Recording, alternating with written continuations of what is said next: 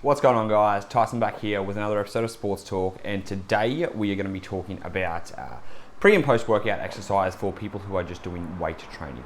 Pre and post workout exercise, pre and post workout nutrition for people who are doing weight training, and kind of how we're going to optimize the best you can for your weight training sessions, right? So basically, how we'd want to look at a day overall to make sure you are performing at your best, getting the best recovery, feeding yourself adequately, and go from there. So basically, based on your goal, whether your goal is to just get stronger, gain more muscle, lose body fat, improve performance from another sport, and just train for strength training overall, whatever your goal is going to be, we want to make sure that we are ensuring that we're getting the most out of our training. And with that being said, the first most important thing is making sure we're getting enough protein in during the day.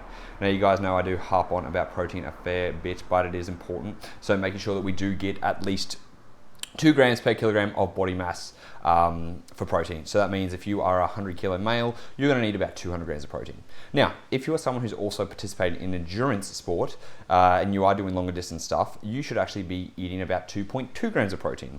Now, the reason we want that little bit of extra protein for endurance sport is because it is a catabolic situation when you are doing long distance training and cardiovascular exercise, because cardiovascular exercise is catabolic, not in the way that it eats away your muscle, but it is breaking down muscle. It is a lot of contraction overall. It is continuously repetitive contraction, and we are doing a fair bit of catabolism in that right side of things. So we want to make sure we are anabolic after that and having enough protein in.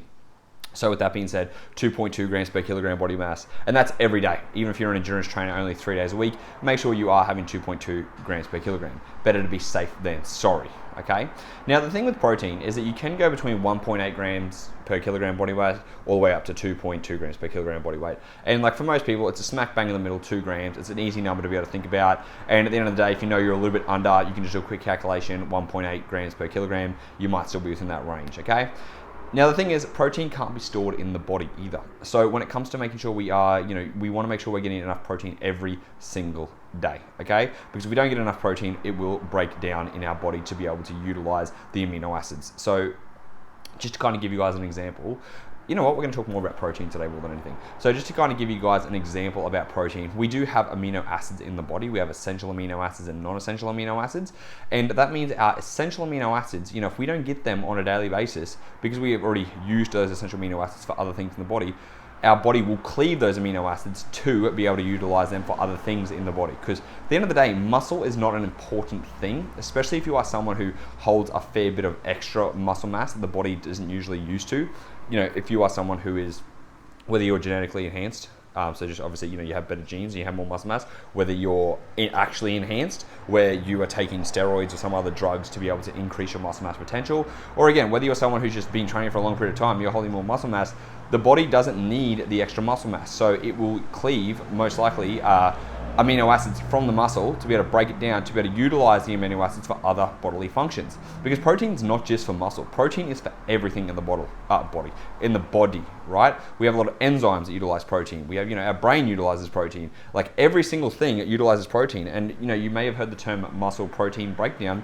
Guess what? There's also a whole body protein breakdown. So the body is continuously breaking down protein for numerous amounts of things. And like I said, enzymes, things that happen in the body, with one thing happening, an enzyme kind of speeds up the process for that thing to happen, is utilized by protein. So that's why protein is quite essential for us, and we want to make sure we are getting enough of it in our day, okay? So with that being said, making sure with protein, we want to obviously be ideally consuming protein about 4 times a day, okay? Now, when I say eating protein 4 times a day, I mean making sure you're getting above 25 grams per meal, if you're a smaller individual, above 40 grams per meal if you're a larger individual. So basically the best thing to do, it's this is cool, the cool thing about math and the cool thing about just nutrition overall.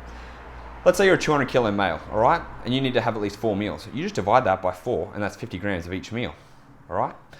If you are a 60 kilo female, that is 120 grams, that's 30 grams per meal. And that's basically the way it goes. It's quite simple with that. Now, the older we get, the more protein we are actually going to need per dose of, per meal, to activate muscle protein synthesis. But again, once you hit over that 40 mark, I think it's 40 or 50, you want to make sure you're probably going to aim more for that 30 to 35 grams per kilogram body weight per meal. Sorry, 30 to 35 grams per meal, all right? Because we kind of just need a little bit more of protein to activate the same muscle protein synthesis signal, if that makes sense. So that's basically the way it's going to be going for the most part. So again, if you are someone who's watching this and you're 40 plus, make sure you are getting about 35 to 40 grams per meal. And if you're under 40 years old, just make sure you roughly get about, a fourth of your protein at each meal. And that's if you're having 4 servings a day. You can get away with 3 servings of protein a day. It's absolutely fine. But we have just found that the more times we can activate muscle protein synthesis during the day, and muscle protein synthesis just means muscle growth basically. So the more times we can activate that during the day, the better.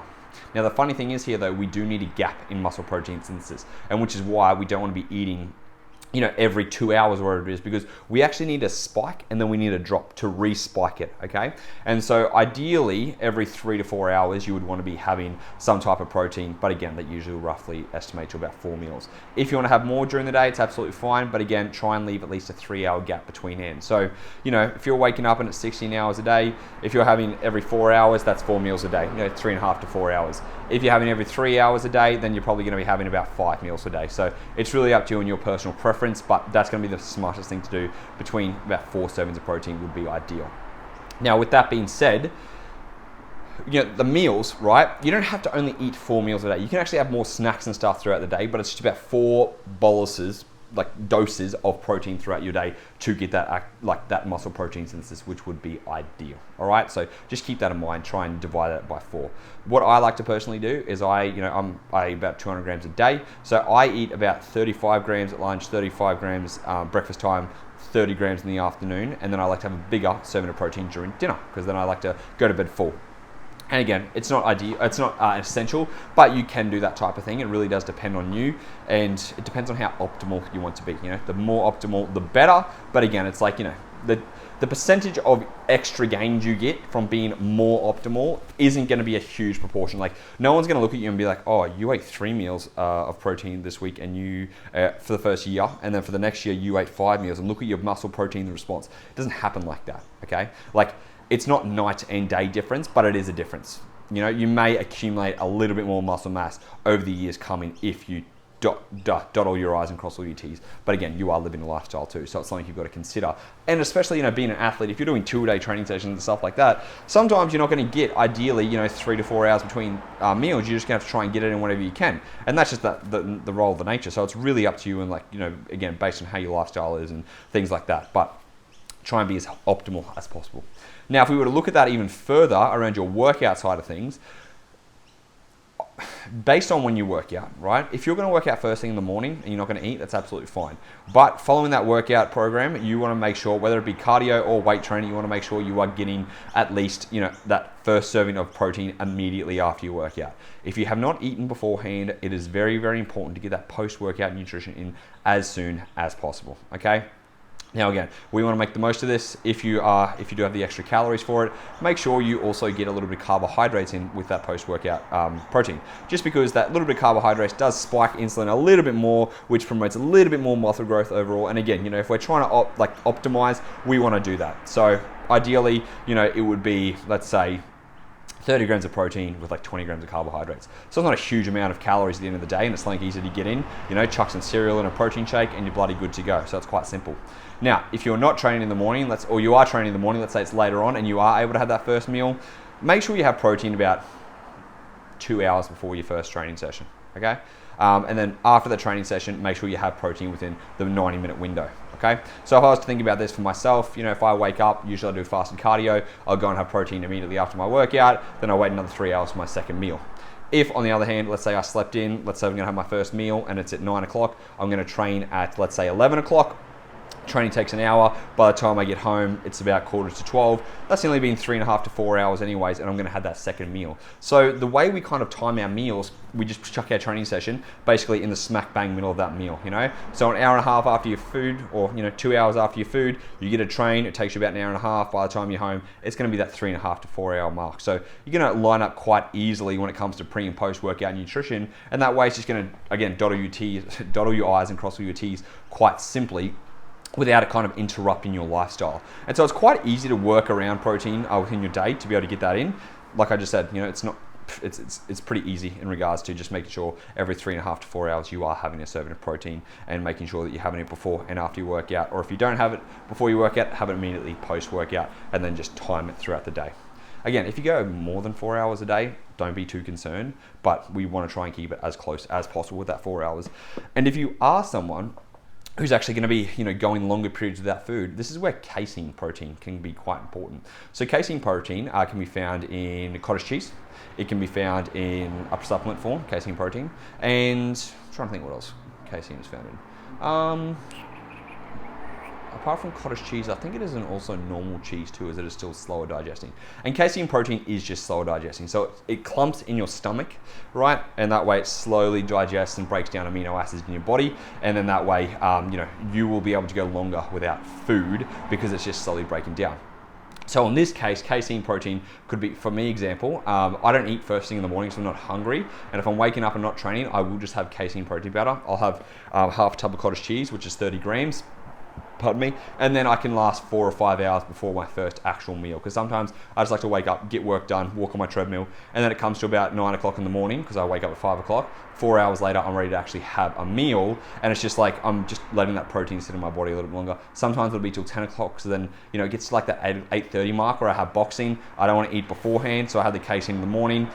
I have a little snack before boxing, but then I get my first actual serving of protein later on that day. So casein just kind of spaces out that time a little bit more to give you a little bit more wiggle room at the end of the day when it comes to being able to last longer without protein and without having too much muscle protein breakdown. Okay, so it does have its time and place. It's not essential, but it can be in there at the end of the day. And I guess the final thing, it comes to protein powder. So with protein powder, it is a convenient source of protein. I wouldn't recommend it as an essential. I would say it is something you add in after the rest of your meals being planned. So basically, if you are under 70 kilos, I recommend 1 serving of protein a day, which is like 1 scoop. If you're over 70 kilograms, 2 to 2.5 scoops of protein powder should be absolutely fine. And the reason for this is because protein powder is not filling. It's great. It's quite easy to be able to suck down when you're on the way from after a workout and stuff like that to get it in, and it's great for muscle protein synthesis, like I said, but it doesn't fill you up. And if you are someone who's dieting, it will be quite hard, firstly. And secondly, again, we want to get our protein just from primary sources, from whole food sources, because they will fill you up better and they probably more likely have more micronutrients in them. If you think about getting protein from red meat, you're going to have iron in there. If you're going to get protein from fatty fish or any fish source, you're probably going to get a little bit of omega-3s in there too. So, there is benefits to consuming whole foods versus supplements, but supplements still do play their part.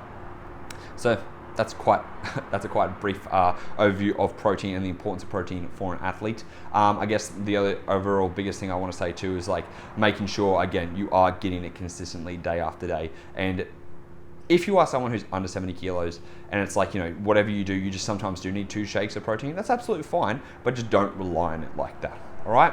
So that is the video. I hope it was helpful. If you guys have any questions, you know where to find me on Instagram @TysonTheTrainer with 2 R's. And until next time, guys, speak to you then.